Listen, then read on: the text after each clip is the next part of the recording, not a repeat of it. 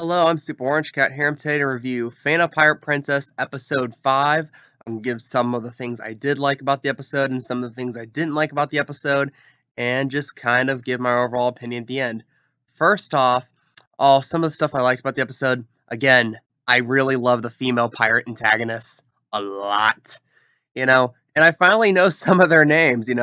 I know that the one that Kaede flirted with earlier was Marion. We know in this episode she's kind of the stupid one. And of course, the one that's my waifu is the bitchy French girl, Charlotte. You know, gotta love that, especially love that accent. And I love especially when she breaks into French, I actually understand what she's saying. So that's cool.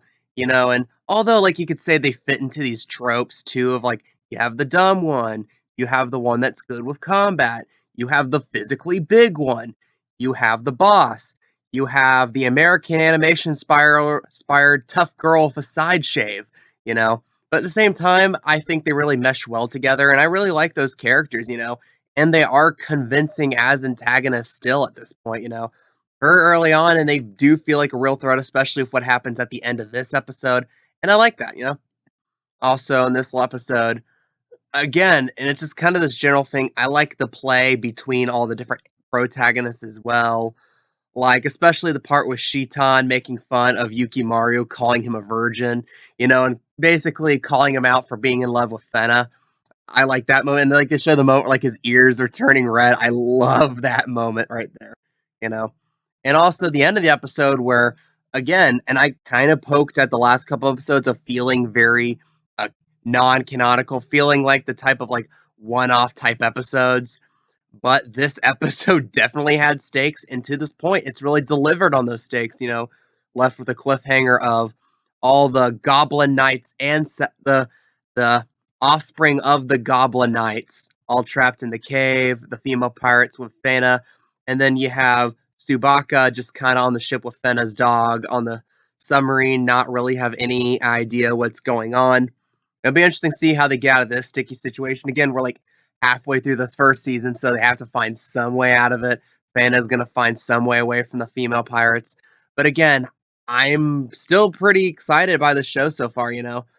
And any downside to this episode? Downside to this episode? Not much, other than, like I said, maybe the female pirates were trying to fit all these different tropes. That's a very small one. And to this point, too, we also have what might turn into an issue later on the season of how they basically went through the caves because, oh, Fena kind of remembered. Like, she didn't remember, but, like, she instinctively knew where all this stuff was. And I feel like that's going to turn into a plot crutch where it's like, okay, we worked ourselves into a corner. How are we going to get out of this? Oh, Fena will just kind of remember this one very specific thing that'll help us in this very specific incident that will save us from the female pirates, or will give us the next clue to figure out what the crystal stone meant. And with the crystal stone, we know already it just gives us these coordinates, which to this point we presume are, oh, these are land coordinates. This is longitude and latitude. This is going to lead us to like the next clue. And again, it'd be interesting to see if that's true, though. And ultimately, if I had to rate this episode, I would give this a nice 8 out of 10. What do you guys think? What's your thoughts on Fan of Pirate Princess so far? Like it, hate it, leave your comments, leave your opinions down below. I am the Super Orange Cat, and that is all.